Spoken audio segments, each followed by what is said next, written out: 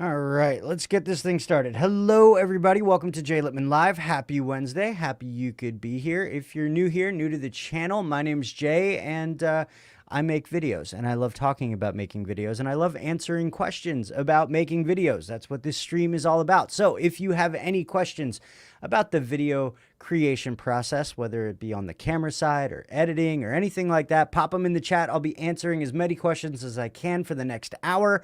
If you have a question that you want to make sure I don't miss, there is a link in the description that will take you to a form that you can fill out. I'll be going through that form about halfway through the stream.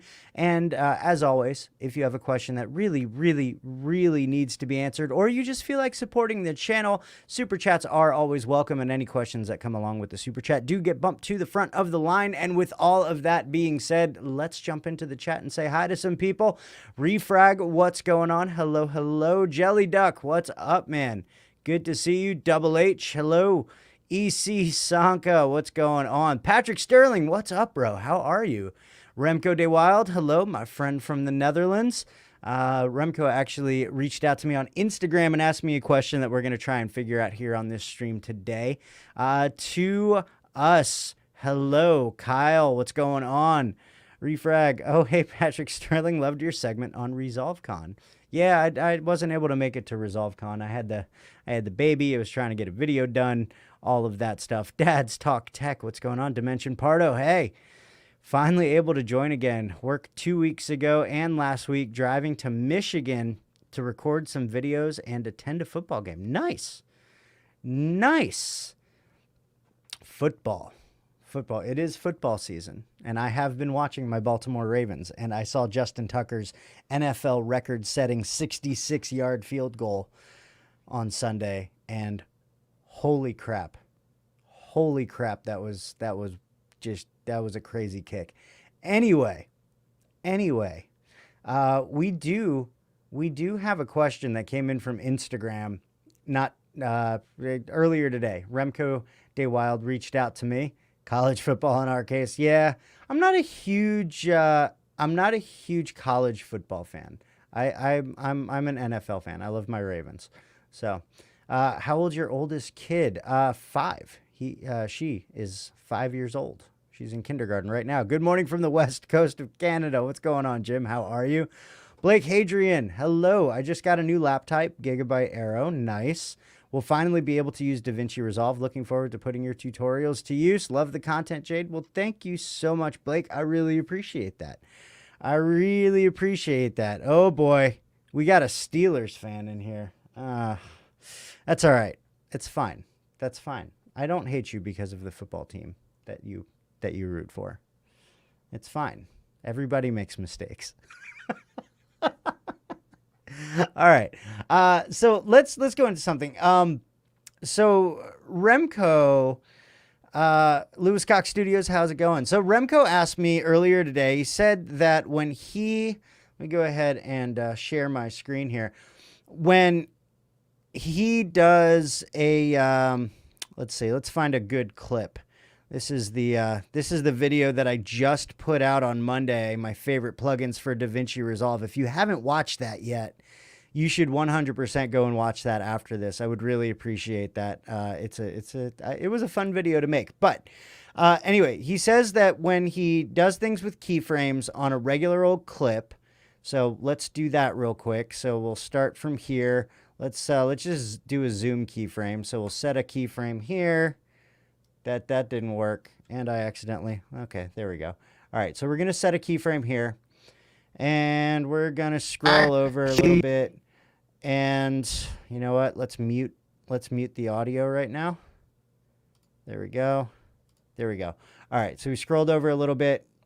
We're going to punch in, and then we'll scroll over a little bit more, hit another keyframe, and then we will go out. So now we've got some keyframes. Let's go ahead and hit our keyframes. So when you do a regular old transform keyframes, like zooming in or panning or stuff like that, you can grab those keyframes and move them. You can move them left and right, up and down. You can change all of the different parameters just by dragging the keyframes around. But he says, at least on a Mac, if you're trying to keyframe, say, a fusion effect, then that doesn't work. So let's go ahead and just reset these keyframes here. There we go. And we're going to put some sort of fusion effect on here. Oh, we got some more people. Lewis Cox Studios, to be completely honest, I literally don't know the rules of football. That's fine. It took me forever to figure it out. So you can always have the mods ban the wrong fans. No, I'm not going to do that. Jeez. Random Gaming. Why do you think Fusion is so underrated compared to After Effects when Fusion was used in movies for compositing? Compositing before Nuke became industry standard, but After Effects was actually never used for comp in movies. I don't know. That's a very good question. That is a very good question. Andrew Norris 1. Evening Jay from Croatia. Hello. I think you might be the first person from Croatia to ever enter the stream, so welcome. Darren Moston, what's going on, man? Oh, Open Effects. It's Open Effects. Keyframing Open Effects. Okay, there we go. All right, so here we go. Matt Jackson, what's going on? All right, so we're going to add some Open Effects. Where's my effects library? Here it is. It's up here. There we go. Open Effects. So let's do maybe a, let's see. I don't know. Let's do something easy, like a blur or something. Yeah, let's just drag a blur on here. Okay, so we've got our blur on our effect, or on our clip. So blur size, we'll do the blur size here. So let's start it back here at the beginning. Let's grab our blur size, bring it all the way down, set a keyframe, pop over here, bring our keyframe back up to 4, and then we'll just do the same pattern here, right? And back down to nothing. So if we play that, we should get like an increase in blur and then a decrease in blur. Okay, cool. Let's go ahead and hit our keyframes. So obviously on zoom, there's nothing here. So yeah. So Remco's question was, is it the same on Windows as it is on Mac? And from what I can tell, oh, here we go. Lens blur, blur size. Boom. Okay. So now if I grab this keyframe, there you go. Now you can drag it around, you can move it just like you would on the zoom. So what you have to do if you want to drag the keyframes around for an Open Effects is when you hit this drop down box, which I know is hard to see on the live stream, you have to come down here and you have to check which values you have the keyframes on. So in my case, it's blur size. And then you should be able to do it. And you should be able to do it that way on a Mac as well. So let's go ahead and just remove that. So I hope that answered your question, Remco. Press the diamond. Oh, I just reset everything. All right. So let's do this again. He said, press the diamond. So we're going to bring this down. Boom. Bring it back up. Set another keyframe. And bring it back down again. Okay. So he says, press the diamond. I'm assuming this is the diamond. Go away. Yeah, I can't press the diamond. Yeah, you can't press the little keyframe button. But if you press this button and go down to your effect, you should be able to do it. Does that make sense?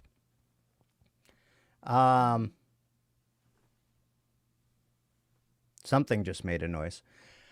Okay, let's move on. Let's move on. Where are we? Wow. Hey, Dharmeek, what's going on? Hello from India. Nice. Do you have custom shortcuts? If so, which ones, Jay? I've got a ton, but most of them are mapped to my tour. Actually, do I have any custom shortcuts?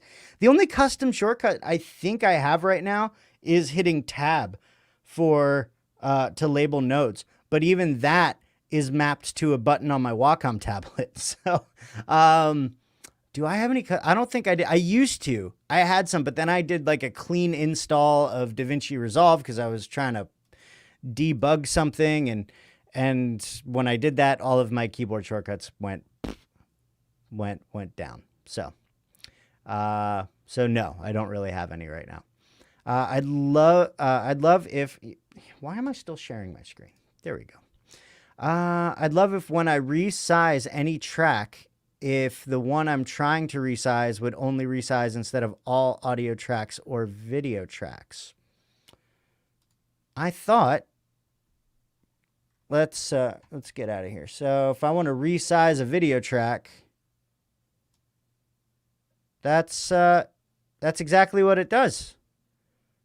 If I resize my video track, the other video tracks I have stay the same. Unless I'm not thinking about the right thing. Audio tracks should be about the same. Yeah. All my audio tracks stay the same. If that's not happening with you, I'm not exactly sure what to tell you there. Oh man. Have you heard of cinematic mode on the new iPhone? What do you think of it? So yes, I have heard of it. I'm not an iPhone shooter. Or an iPhone user, for that matter. I have a Samsung Galaxy S21. I think the concept of cinematic mode is great. I have seen some test footage. I'm sharing the screen again. You know, I don't think the technology is all the way there yet. It's having some of the same problems that portrait mode for photography had in the beginnings, which is where the edges are still fairly soft because it's computational, right? It's not actually because of the of your aperture, right? Which is what typically would cause that defocused background, that bokeh. So the technology isn't quite up to par yet, but it's there. You know, the feature is there, and it's only going to get better from here. So I'm excited about it. I think it's pretty cool. But you know, it's just not there yet. By the way, I recommended your channel the other day. You're doing great work here. Lewis Cox Studios. Thank you so much. Ashish, sir, this is my real name. Earlier, it was Tech Ashik. Oh, hello. Love from India. Sorry, I can't see live stream full. I missed it because preparing for exams. Oh, good luck on the exams. Matt Jackson, my problem is sometimes when you drag a video from the preview down to the timeline, it might change the size of your timeline. What?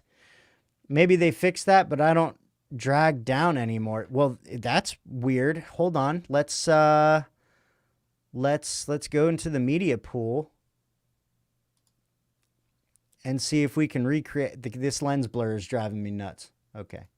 There we go. There we go. All right. B-roll. Let's go ahead and grab this and just drag it down. Yeah. I've never noticed that before, and it's not happening now. So yeah, I'm not sure what the deal is there.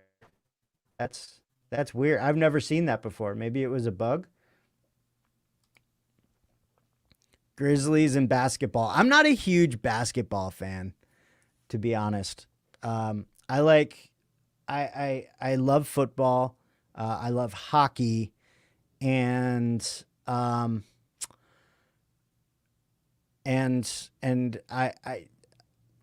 okay with baseball, right? I like the Orioles. That's the thing, is like, I typically only like sports where I have a home team, with the exception of hockey. Hockey I've loved since before I knew the concept of home team.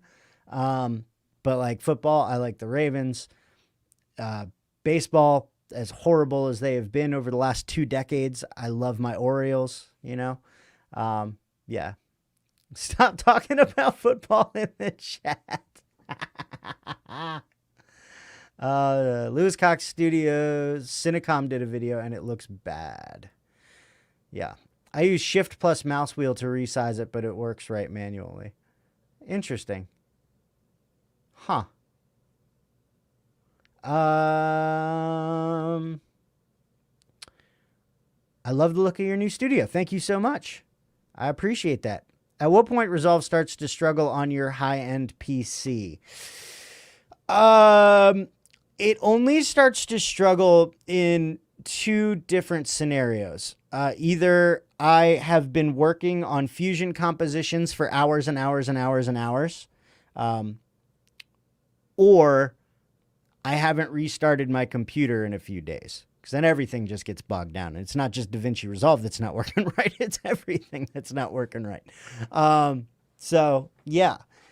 Yeah, but that's pretty much it. Like if I'm overloading on Fusion stuff, or if I just need to like give my computer a break, that's really the only way to do that.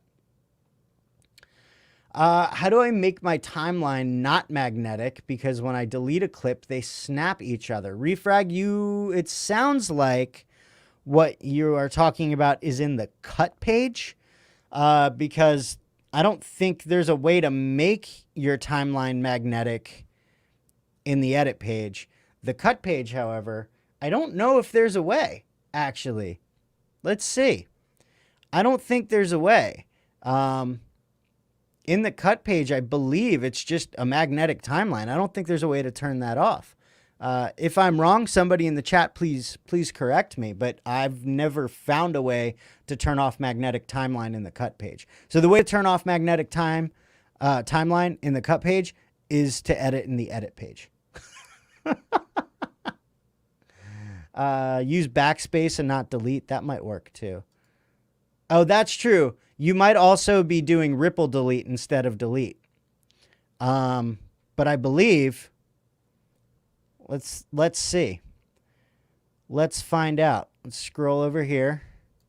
Let's hit backspace. Yeah, okay, there you go. You hit backspace and not delete. There you go. So the timeline isn't magnetic in the cut page. So that was wrong. I don't know where that came from. Sorry about that.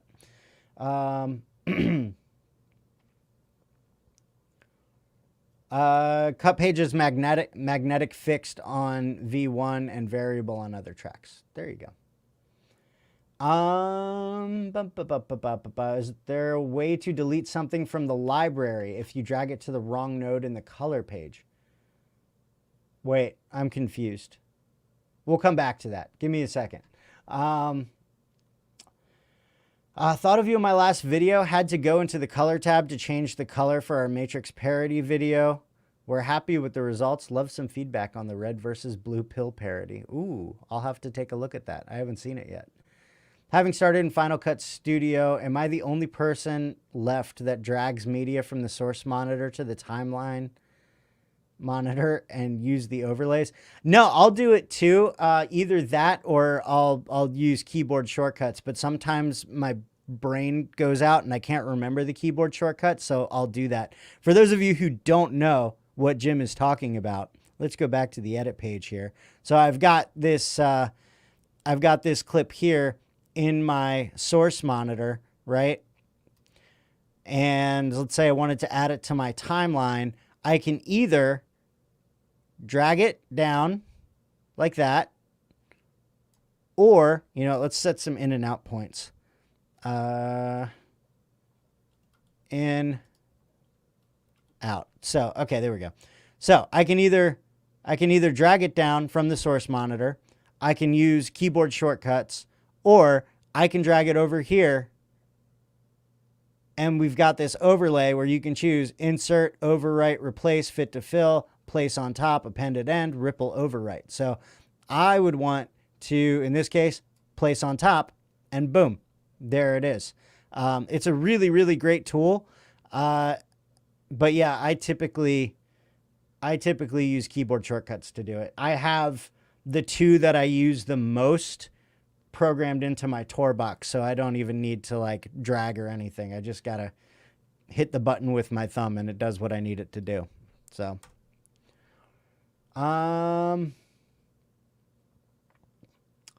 Where are we? Shift delete will ripple. Version 1. Oh, no. Video 1 not switchable, only magnetic. Okay. The whole backspace delete button situation was the hardest thing to get used to with DaVinci. I don't think I ever use the backspace button. I'm typically always ripple deleting. Jenny Never Die, hello.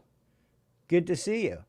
Do you have any tips on growing your channel? I just reached 112 after 1.5 years. It sounds like me. Tips on growing a YouTube channel. Let me take a water break.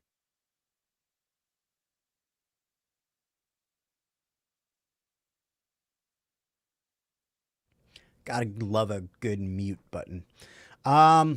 Tips for growing a YouTube channel. Good question. I would say number one, you should have some sort of, niche, whatever you want to call it, something that you're known for and really dial into that.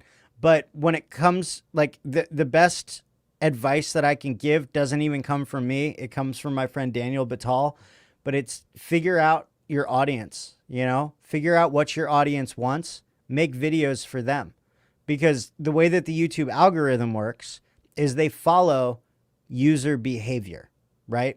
So the way that it works is when you release a video, it pushes it out to your most active subscribers first. And if there's a good reaction from those core active subscribers, so not all your subscribers get notifications, right? If you get a good reaction from that sample size of your subscribers, it'll push it out a little bit more. If it continues to get a good reaction, and it'll push it out a little bit more and more and more and more and more and more. Until it no longer gets a good reaction, and then it'll stop pushing it. So the best way to do that is to build an audience that knows you for something and continue to serve them the types of videos that they like. Also, good thumbnails and titles. And that's really it. Like that really is it. So, So Remco had a question earlier, and now I can't find his question. Remco, where'd you go, dude? Something about deleting something from the library. Anyway. I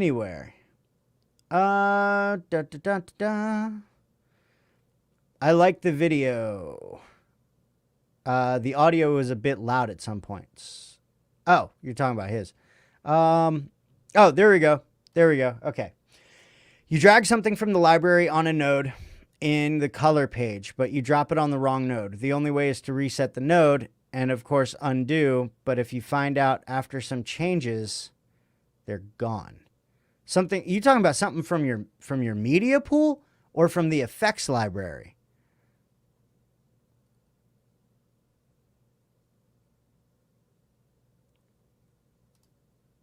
I mapped a button on my mouse to insert the clip into the timeline so I don't have to fuss with dragging down or even keyboard shortcuts. There you go. Boom. Q for doing a ripple delete before the cursor and W for after the cursor, X to delete, and S to split. This custom key saves my day. Nice. Is there a way to delete any unused media from DaVinci in Sony Vegas? It was a simple procedure. You're talking about deleting it from the media pool? I don't think so. From the timeline, yeah, there's the cleanup timeline. I just realized I've been sharing my screen the whole time. You can use cleanup timeline. So if you hit timeline down here, cleanup video tracks, you can flatten unused clips, disable unused clips, or change the unused clips color. So I typically do flatten unused clips, which gets me most of the way there. I did a whole video on this actually.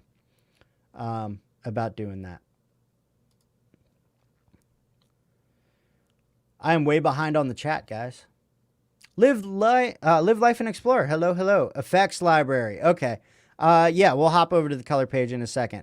I'm growing a lot from shorts. Each of my shorts gets around 1.5 thousand views. Nice.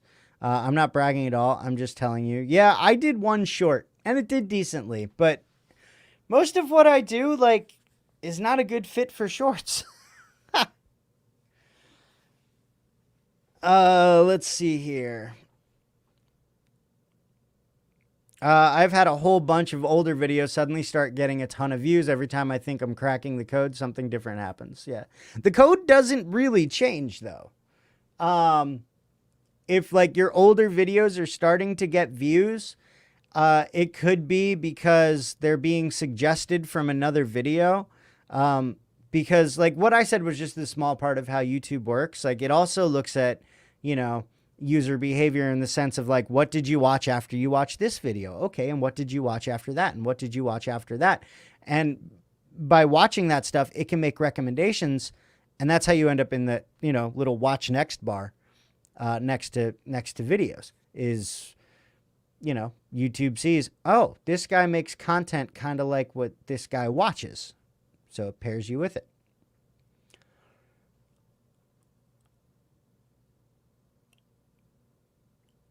Jim has the answer. There you go. You can right click and remove OFX. If you want to save an OFX, grab a still. Boom. There you go.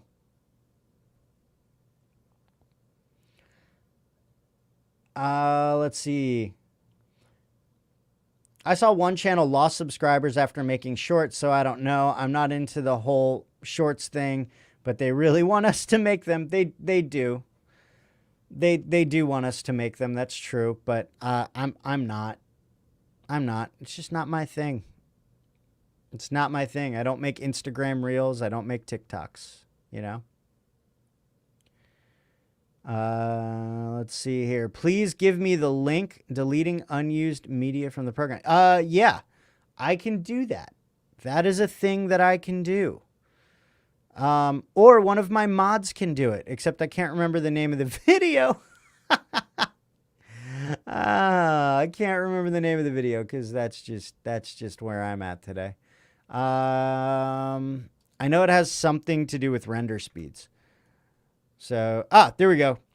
Get faster render time. Sorry if I blew out your eardrums there. All right. So, if you guys are wondering about deleting stuff from the timeline, there's the video right there. You should only really consider shorts in the summertime. Jim for the win. Jim for the win. Why is my transition not going in between the two clips? There could be a couple reasons for that. One might be there's not enough space left in the clip. See, in order for a transition to work, there needs to be more media, more footage after where you split the clip, if that makes sense. Let me try and show you. Why not? Since we're here, let's boom, back to DaVinci Resolve. And we'll just go ahead and do oh, I don't know. Let's go between like screen recording. Do I have any you know what? Boom. Here's a screen recording. Okay, so we'll put it right there. Boom. So we've got screen recording. We've got talking head. Okay, perfect. So if I grab the seam between these two clips, let me go ahead and make this a little bit bigger. All right, so you guys can see better. I'm going to put my play head here so I don't lose my place. If I scroll this way, I've got a tiny little bit more screen recording to go. If I go this way, I got a lot of talking head, right? So there's more footage on this clip, okay? And that needs to happen in order for a transition to work. So if I come up and go back to my effects library and we go video transitions, we'll just do a quick additive dissolve or something like that. It'll work and go in between it. However, if I, there we go. If I delete that, right? And let's just go ahead and shift this over so there's no more footage left on this clip. And I grab that additive dissolve. It's only going to go on this side It's not even going to come on this side. It's only going to come on the one side because there's no more footage, right? There's no way for them to overlay, if that makes sense. So there you go. Let's drag that back.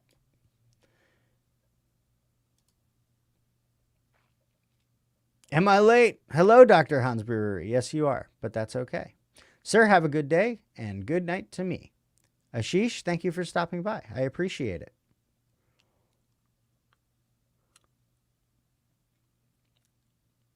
Jay, it's not my bag.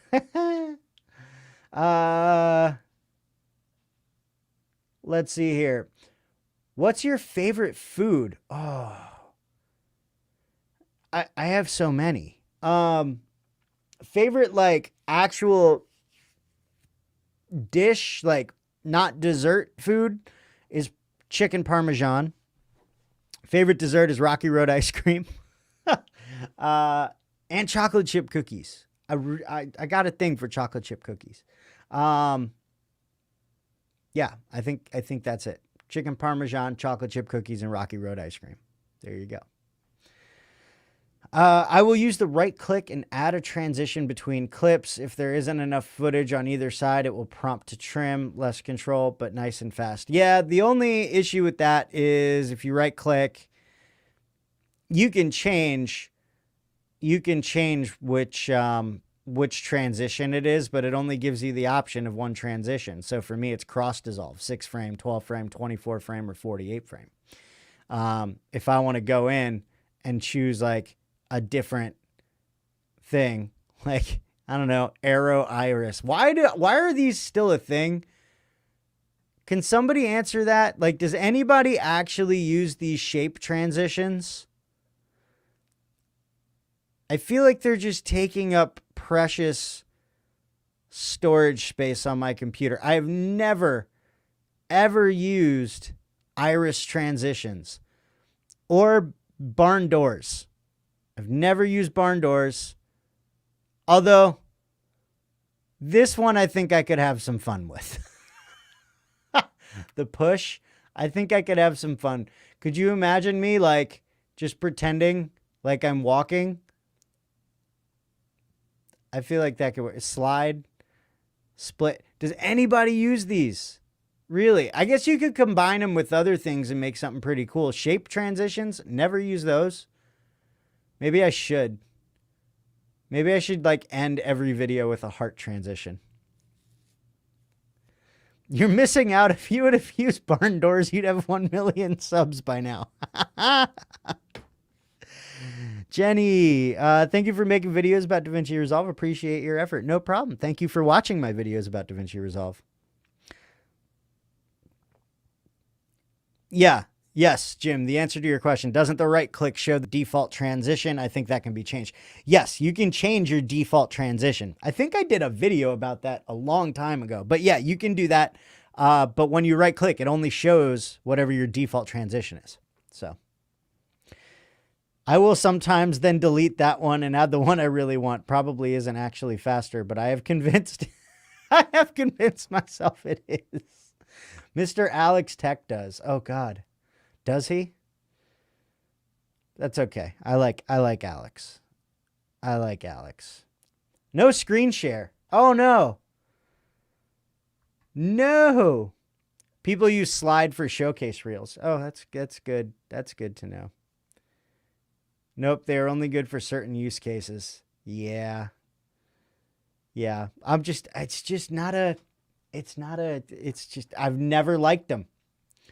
I've never liked them. Now I'm stuck looking at them.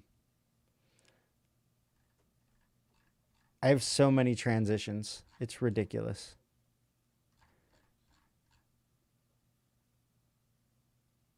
Ah.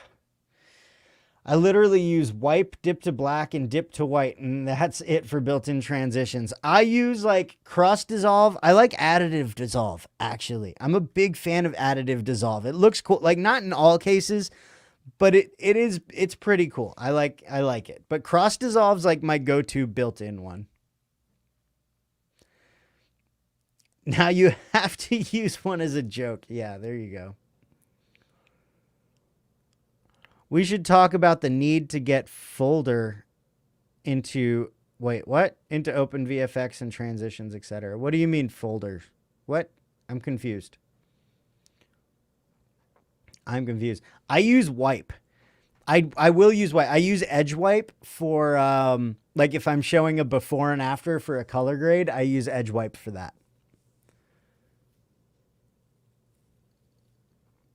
Darth TV, what's going on?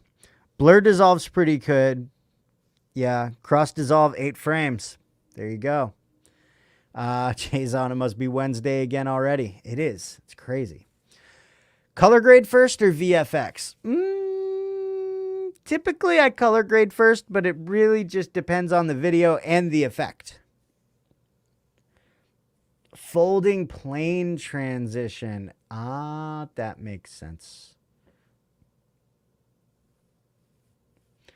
Does shot match work differently if one of the clips is cropped? I'm assuming is what that is. I don't think so.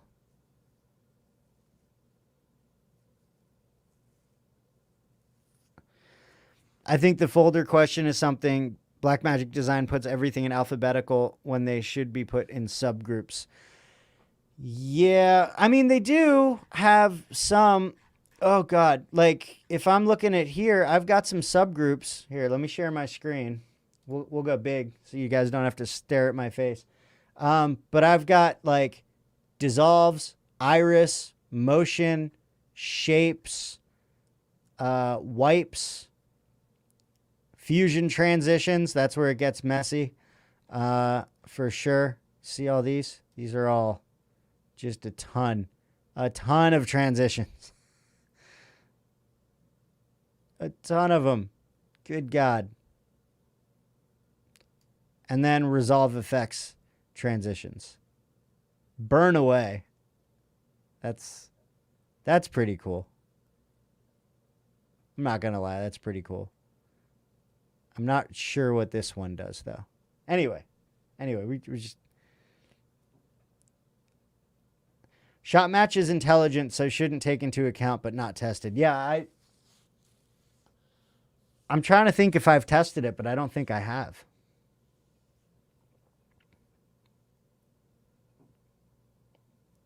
Oh, there we go.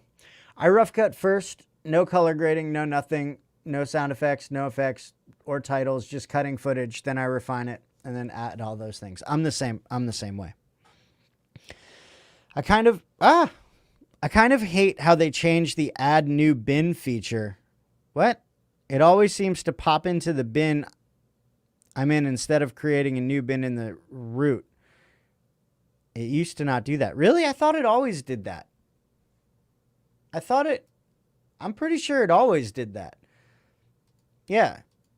It always creates a bin inside of the bin that you're in. So if you want a new, like, if you want a top level bin, yeah, you got to make sure that you're clicked on master and then you can add a new bin.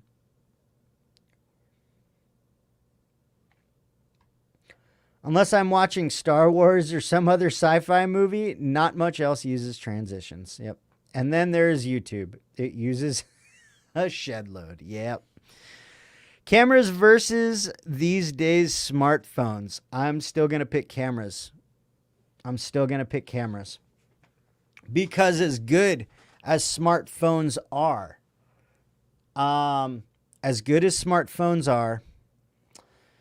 it's still you're still at the mercy of what the phone decides to do with the image, right? Because it's all computational. It's not based on camera settings. Now, there are caveats to that. You can get things like Filmic Pro, where you have control over all of the different camera settings. Samsung, you can do Filmic Pro. There's also Pro mode for photo and video where you have it. Samsung's cool because it actually shoots raw photos. Yeah. So it's I'm always going to choose the camera because you have full control.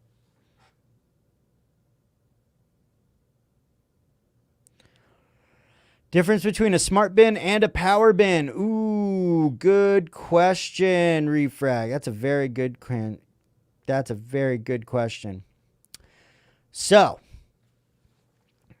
a smart bin is a way to quickly find footage based on metadata. So, I did a video on smart bins, and organizing footage and all that stuff. But smart bins, basically, it goes off the footage metadata. You take time to organize it in the media page beforehand, which I didn't do for the video that I have up as an example today because I didn't have enough footage to justify it. But that's basically what you do is you spend some time adding descriptions for the videos, changing the titles, saying what people are in those clips and all of that stuff. And it will create smart bins based on that metadata. And then you can go into those smart bins and you're like, okay, I want to see all the clips that have George in them. So you'll have a smart bin labeled George, and you click on that. All the clips in your project that have George in the frame will show up in your will show up. Yeah. Wow. Will show up in that bin. Power bins are something different. Power bins are for things that you want to reuse across multiple projects. For example, let me go ahead and show you. I've got some sound effects that I've downloaded, some assets that I've downloaded. Let me, there we go. So if I come into sound effects, I've got this whole, now, yes, granted, I could use the sound effects library. This was just faster. But it's got a whole bunch of like glitches and coin drops and just a whole bunch of stuff that I got along with like some transitions and stuff that I'm testing out. The sound effects are great. Still moving my way through the different transitions. If you guys watched my last video, that weird little glitch transition I did at the end, it was from this pack that I'm showing you right now. But these, I dragged them in here because I want to be able to use them in every project. So now if I start a brand new project, all these sound effects are already going to be in my media pool in the power bin. Same thing with these assets here, which is like just some fancy like light leaks and stuff like that. But these are things that I want to have available to me in every project. So I put them in a power bin. And now no matter what I do, these will always be here. Does that make sense? I hope that makes sense. All that glass still beats that little camera lens and sensor. 100% agree. VFX, if you mean compositing, first VFX, then tweaking the color page. Yes. The best case mats provided by VFX team too often run simultaneously with versions changing as it gets refined. Yes. I'm going to try and sneak a DJI Mavic Pro 3 with a Micro Four Thirds camera. The other half might not notice. Oh, man. So just shove all my effects and templates in a power bin. Yes. Yes, you can do that, and they'll just always be there. Besides YouTube, which platforms would you recommend to learn new software? Skillshare, Udemy,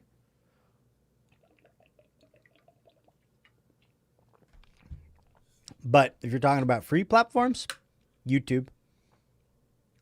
But yeah, there's tons of, there's Kajabi and Kajabi, Skillshare, Udemy are all great places to learn new skills.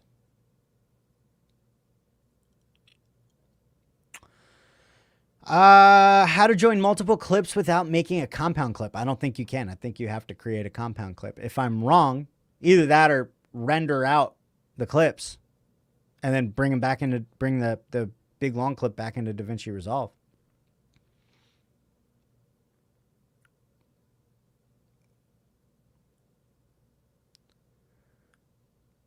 Honey, where did you put the extra laundry soap? I did a video on that. Oh, that's funny.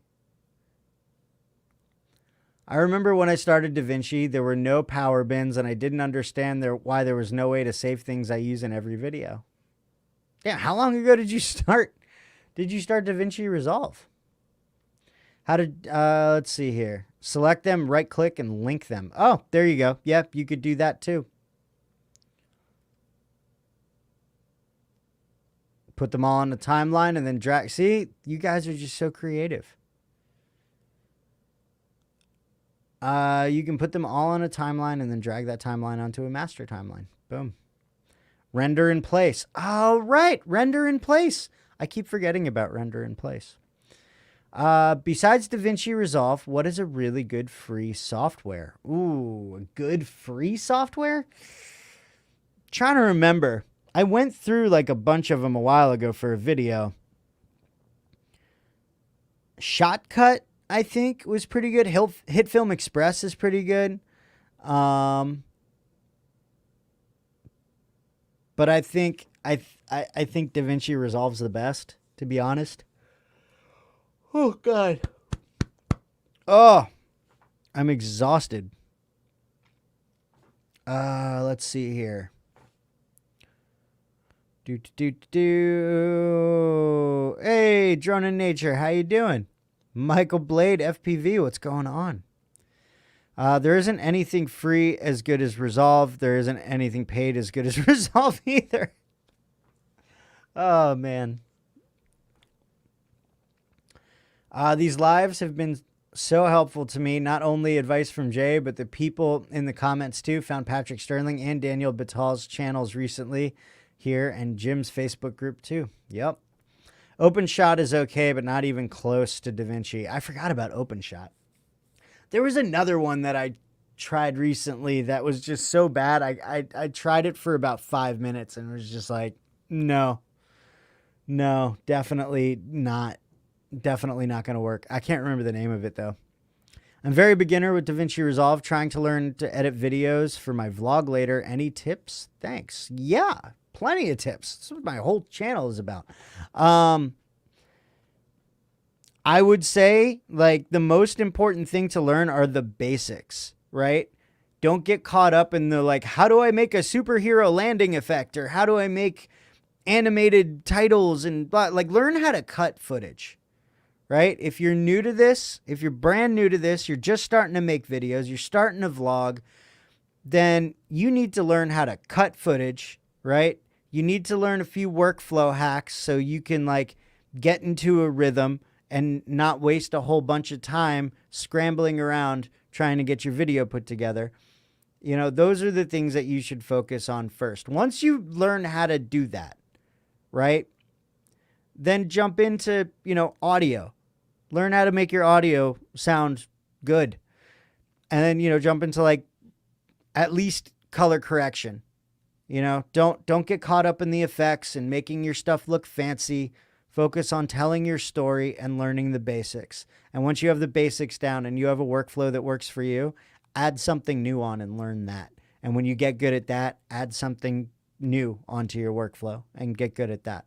You just do it piece by piece. But the most important things you got to figure out are how do I use this tool to tell a story, make it sound good, and, you know, do some basic color correction so my whites are white and my blacks are black and my skin isn't purple. That's that.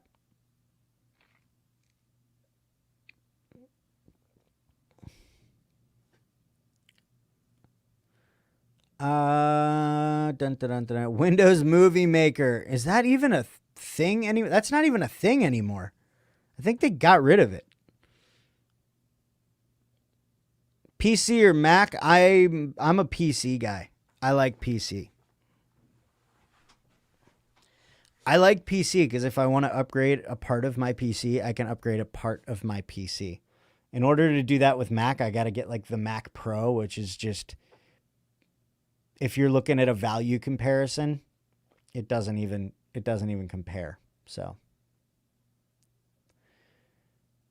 let's see.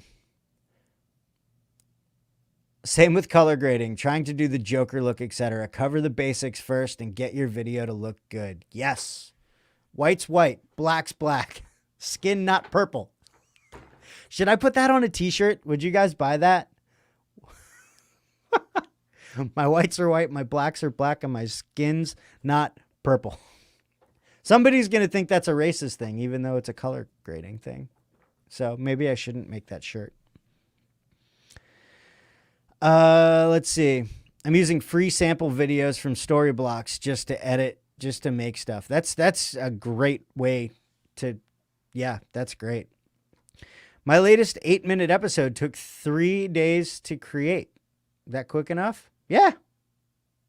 If you're happy with it, it's quick enough. Why not? I went back and saw a Mr. Alex Tech video from October 2018 saying that power bins were turned off by default. So that was probably when I learned about them. Okay, there you go. I agree with Jay. The story is the most important part. Too many effects are distracting. Yes. Yes. The newest Mac Pro can go up to 1 terabyte of RAM. That's true. It can, but it's so expensive. I had to actually intentionally add green to that Matrix scene. Felt wrong. Not wrong. That's what happens. Would you color grade correct phone footage outside? Yeah, absolutely. If it wasn't correct, I would correct it. Can you teach some Instagram Reels effects in DaVinci Resolve? I don't even watch Instagram Reels, so probably not. But if I watch some Instagram Reels effects or Instagram Reels and saw some effects that were worth teaching, maybe, I guess. I don't know. I don't understand trendy editing anymore. It's so messy and distracting. It kind of is. It kind of is. How did you decide between all the royalty-free music platforms? That's a good question. I went with the one that treated me the best. Honestly, I spent a long time bouncing between them. Like I've tried MusicBed, I've tried Epidemic Sound, Audio, Artlist. There's more that I've tried out. I haven't tried out Soundstripe, although they did email me the other day, or a couple weeks ago, actually. I should probably get back to them. But after a while, when my channel started growing, they started offering me affiliate deals and free accounts and all that stuff. And so I have a bunch of them. Like I have a bunch of free accounts. But I typically, Artlist, I've had the best working relationship with Artlist, right? And so I tend to use them more and promote them more, because of the level of working relationship that we've had. They're all good. They all have good music. Like that's the thing. So it is hard to choose. So for me, it honestly came down to making a business decision, if that made sense.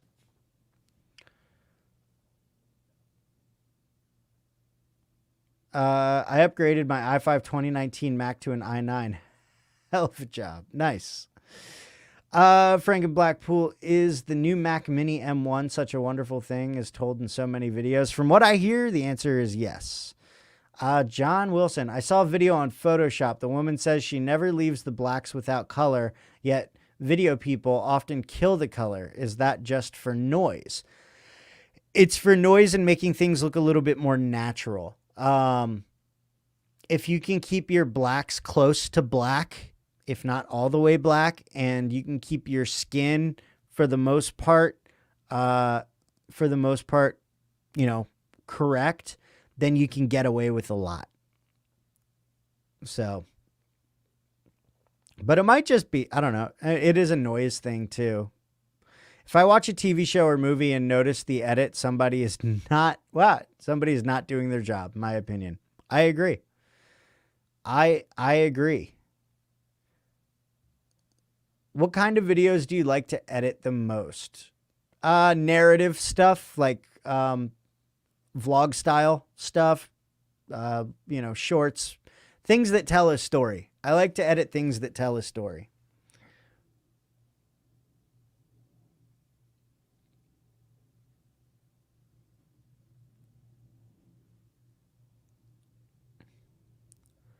Can I buy Envato Elements to make my workflow easier? Is it worth it? I know a couple people who have Envato Elements and they say, yes, it's 100% worth it. I don't know about making your workflow easier. It just gives you access to more assets that you can use in your videos, but that doesn't necessarily make your workflow easier. But the assets are pretty high quality. So do you color grade on DaVinci or is Lightroom better? I mean, for photos, I use Luminar AI. Yeah, for photos I use Luminar AI, but but for video I use DaVinci Resolve. Sorry, I totally lost track of that question. You know what, guys? We got to check the form real quick. Maybe we should check the form real quick. Is there any? There's nothing in the form. Okay, we're good. We're good because we've got 4 minutes left. First time here. Thanks for the comments. No problem. Thank you, Patrick, for stopping by and welcome. When do you think DaVinci Resolve 18 will come out? I don't know. I'm probably not the person to ask about that. I haven't heard anything, but I'm also not really in the loop. But I think the betas usually come out in the beginning of the year. So not soon. There you go. Darren says not soon.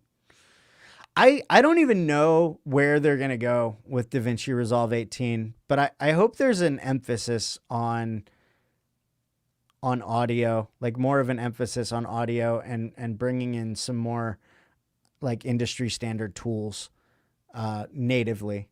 I'm so happy that they support VST plugins because I use a lot of them. Do you find DaVinci consistently freezes, especially through rendering? I sometimes cannot render if I don't use optimized media and use render cached images, even on short, non-complex videos. I do not have that problem, although I used to, and this solution was to get a better computer. I don't know what your computer is, but usually problems like that have to do with the system specs not matching up to the system requirements of the software. What kind of lights are your practicals behind you? These two right here are Nanlite Pavo Tube 6C Mark IIs. The one right here is the Aperture ALMX. Yeah, and that's it. That's what I got. Oh, guys, you want to see something cool? Hold on. Wait, where did it? Hold on. I got a thing.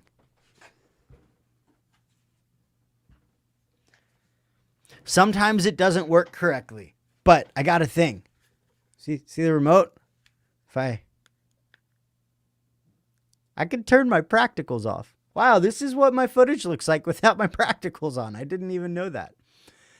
Cool. Good to know. All right. Boom. Practicals back on. Yay.